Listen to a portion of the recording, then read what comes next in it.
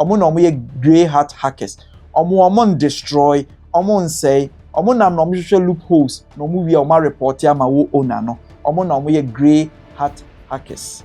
Now yen share a typical example of a grey hat hacker. Your friend NGO be click safe NGO. Now the omo ye ne say omo provide shelter ema obi oni baby da wa oni baby da no omo ma baby eda and omo sisi apartment e de ma omo ni baby da. Na omo website a omo dey receive donations. Na omo website na website bi a wo baby a obetimi send donations through the website ama sika na beka omo nsa. Omo website na enye secured but na nkrofo so send sika da efa website ni mu. Ni efre obi Raymond or a grey hat hacker. Okopie sa website ni so. No hunu ye no say no website we enye secured. The try so be na say otumi hack into the administrator account eko hunu omo send sika nyina omo credit card details nyina wo ho omo pin code a omo use your credit card nyina e wo so the oye na say o take a screenshot and document and or contact the owner of the NGO through email actually and say waba no website we hu say website ni secured and or provide a list of credit cards omo tue sika wa website ni nyina adema owner of the NGO. In fact, owner ni yem share because records na ye pepepe.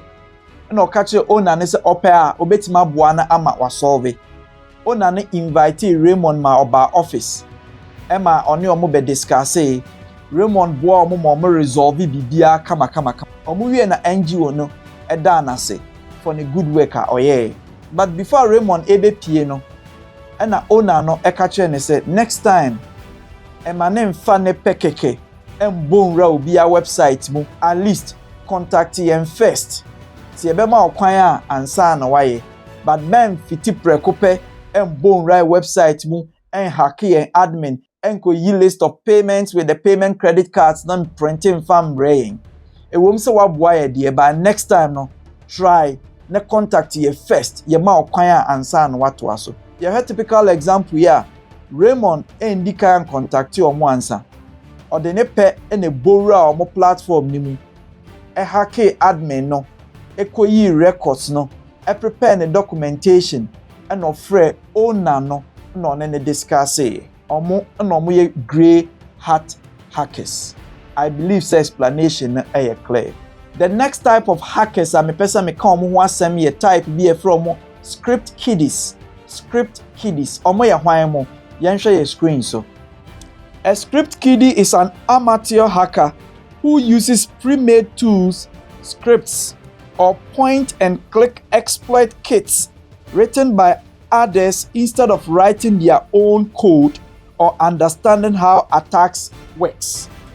Now, because a script kiddies are the type of hackers are nkwada. Yemfa say obi a was start to say osua bibi about hacking. No wakin kan books ba ku mienu bi. No wako download the app bi a de hacke. Now they are hacking and down for fun. Omo no me script kiddies. Omo de no they don't have any professional skill. Omo ni proper nimdie bia. Onya ko ready ade ba ku bi oh ye free bibi brute force attack. Ye wo app bi a de hack into passwords. No wako download the app no. No they are hacking and down for fun. Omo no me script kiddies. Omo nshada ni any skill. Omo ye beginners with just little as afe no peso osua.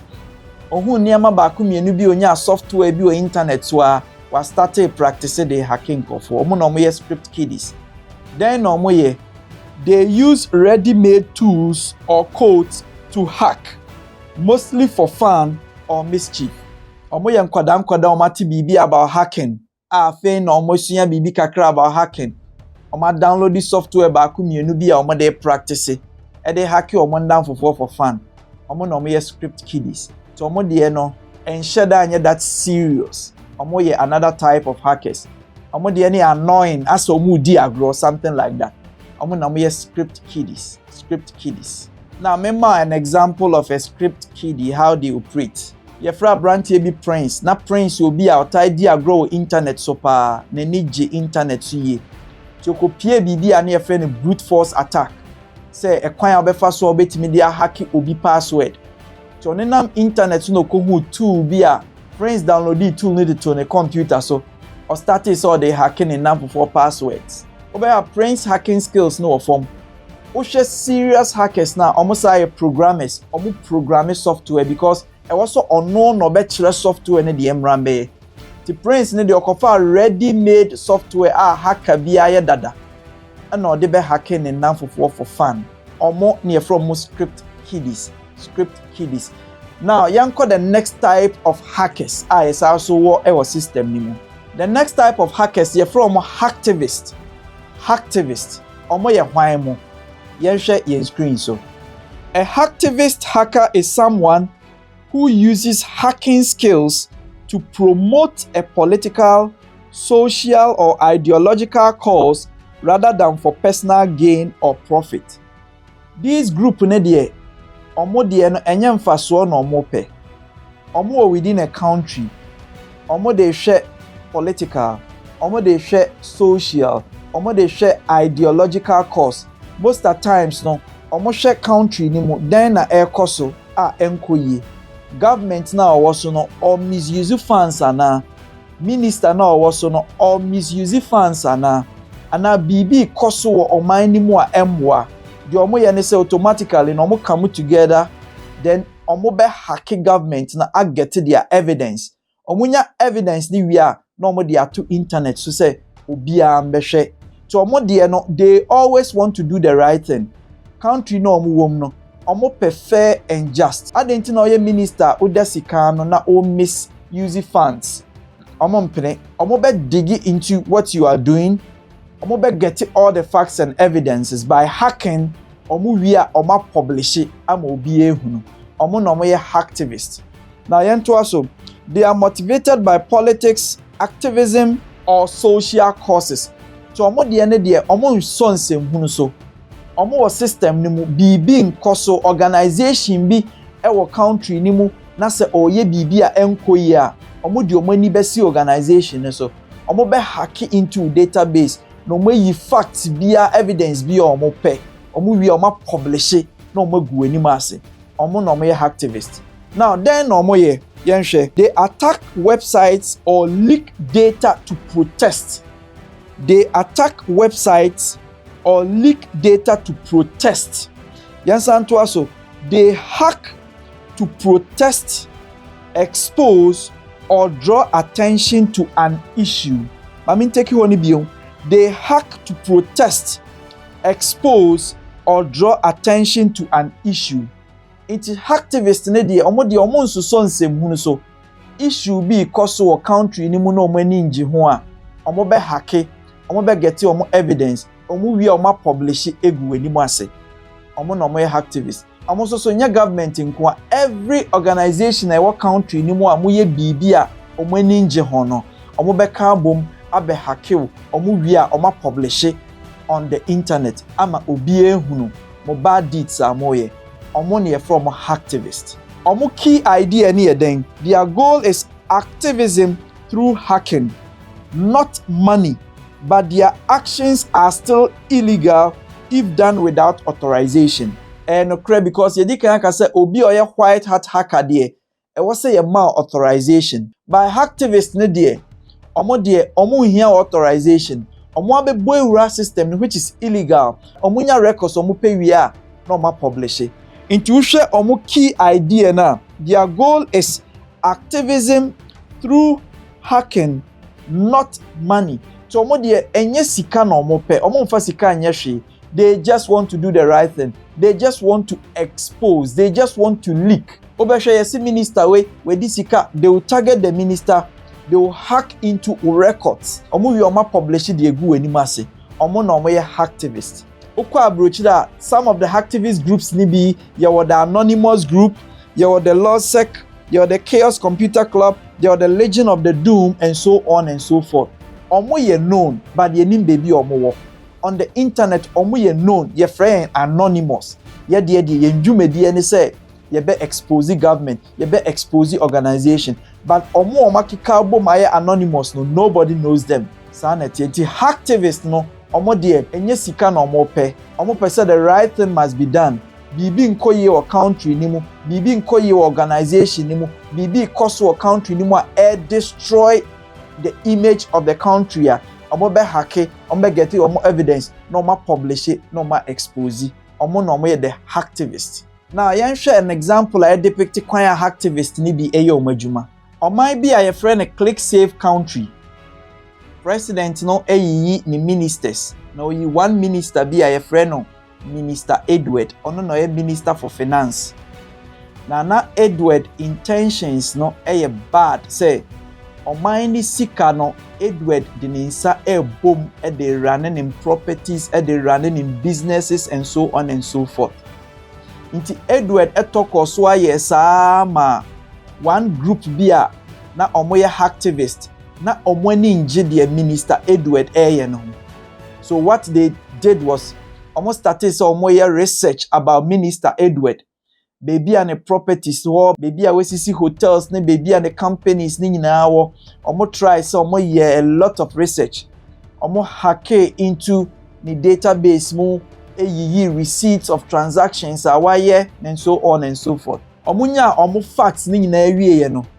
And almost announce say to country ni say on this date, omo be publish the Minister Edward at the country ni sikeye. And part time ne so no, omo publish evidence receipts of how our Minister Edward esi edi oman ni sika. In fact, ema oman ni bre pa ema president na arrest Minister Edward echi ni tum.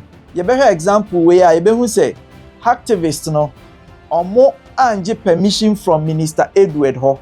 But the na Minister Edward ye no entwa ye ninti na esanso ha oman ninti no omo abora ne niema mu get all the necessary facts omo wie no omo publish edigu ne nimu ase nti hacktivist no omo njumedi no samre aye wie hacktivist the yenko the next type of hackers aye wo system ni mu you're from state sponsored hackers.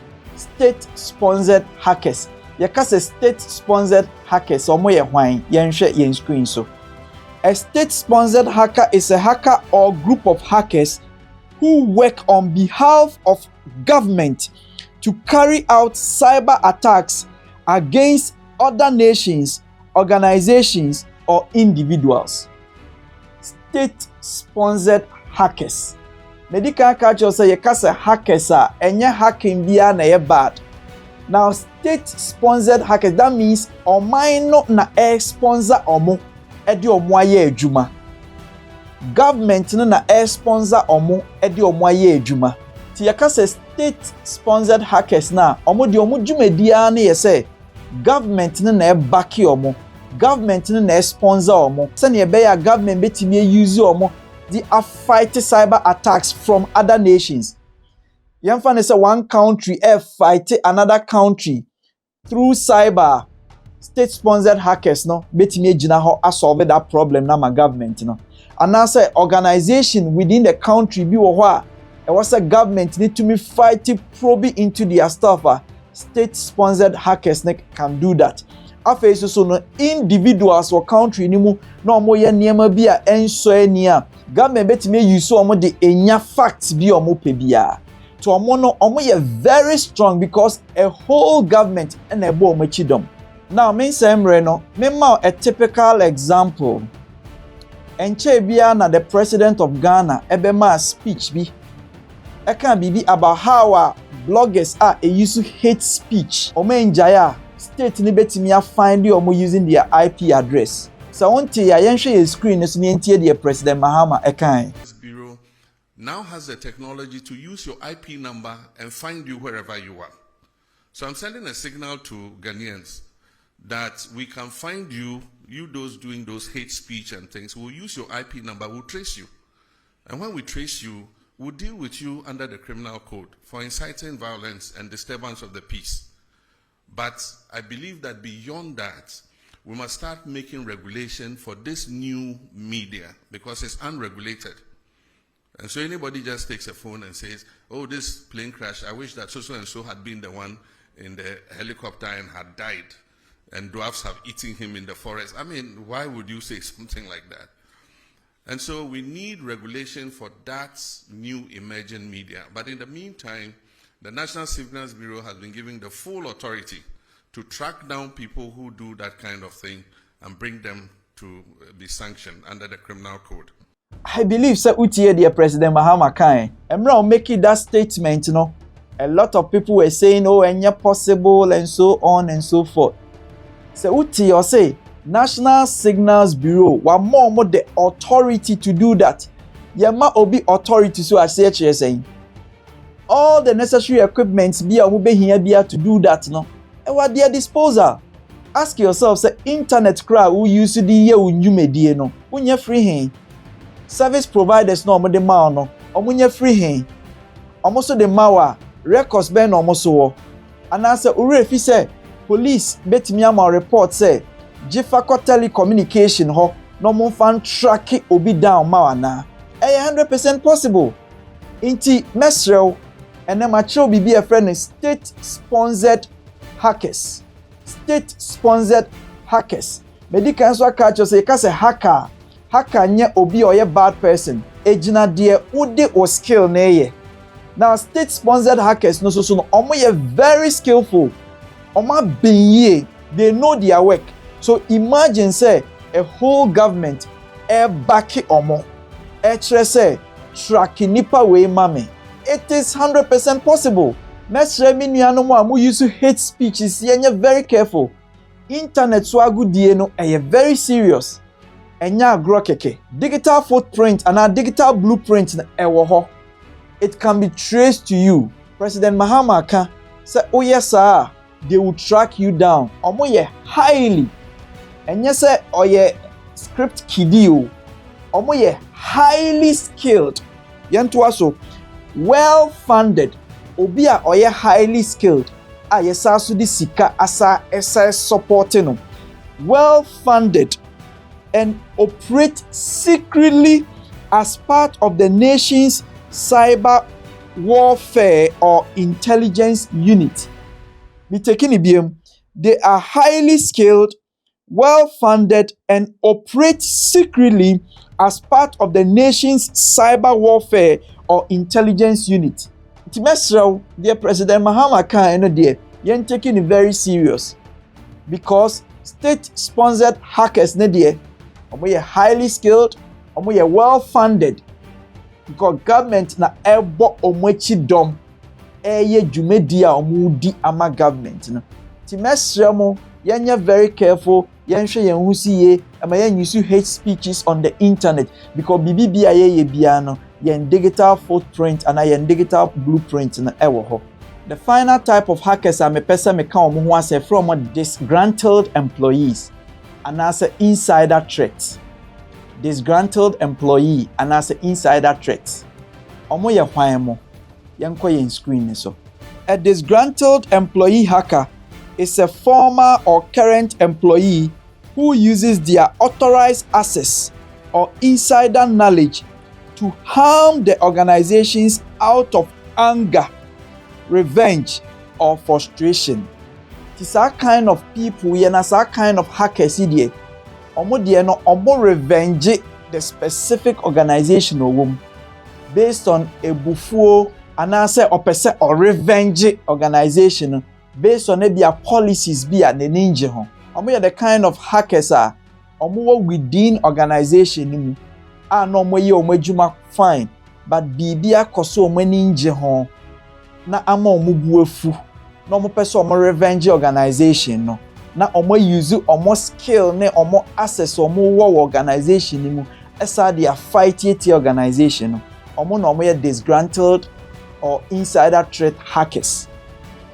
Na den bi no omo saye na yento aso omo ye insider turned attacker who misuses company system because they feel wronged or unhappy.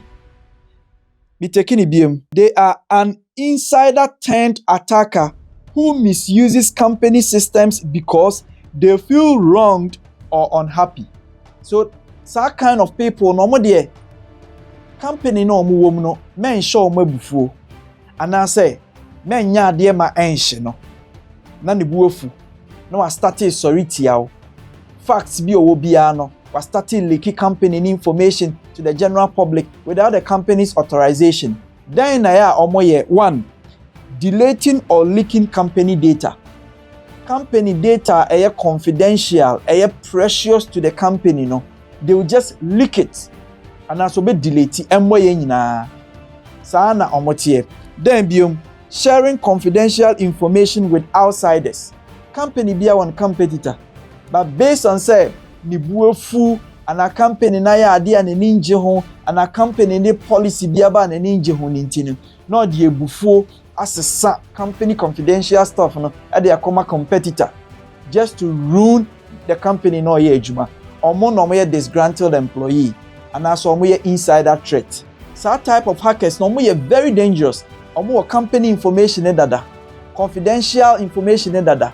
Ti leaking it easily because ono own here serious hacking methodology bia ne dia nese files no ho company ni ginidi or access dada no afa no we leaky.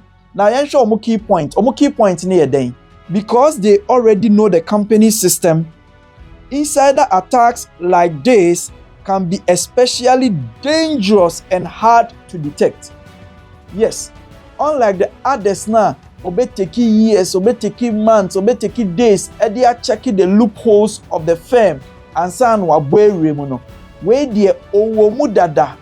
Wone na na to nsa didi. Inti se nipa sa start say o leak information na it will be difficult for you to detect. Into disgruntled employees ne dear, very serious, very dangerous. Ti hono so no. My advice to organizations here, you're very careful with the employees. You study them very carefully, especially obi our starting year better towards the organization or the firm. They are very dangerous. They can strike at any time. I believe say na what hackers are say, any hackers types are your system nimo. So far the way we say, your white hat hacker, your black hat hacker, your gray hat hacker, your script kiddies, your hacktivist, your state-sponsored hackers, and finally your disgruntled employee or insider threat. I believe so what you say, free na kono, ubetimi spot the kind of hackers are your system nimu. With these types now you warning in echi no, ye kwaye nim no, black hat for no, threats are mutai create and my be harm and phones ni en system no. You be komu bako. No who threat be any jumedi eba be di we en phone so no who kwa be fa so be bon ho ban. And nti na me sure say with Click Save Academy no. Dia yes so be ya ne say subscribe to your YouTube channel yi, like it, na share na foforo so entimi hu no. Your other social media handles which is TikTok, Instagram, Facebook, X and so on and so forth. Meaning na Click Save Academy. Betimi akwa follow, a like, a share. Na foforo so nya access to it. Bidin the Wilfred Afa Beji Kojo. And now we see bibi about hackers no. Enka ho na guide o. Se na be a free eneko cybercriminal bia intimi emba disturbo. Dasene ye be sansu ehia. Bye bye.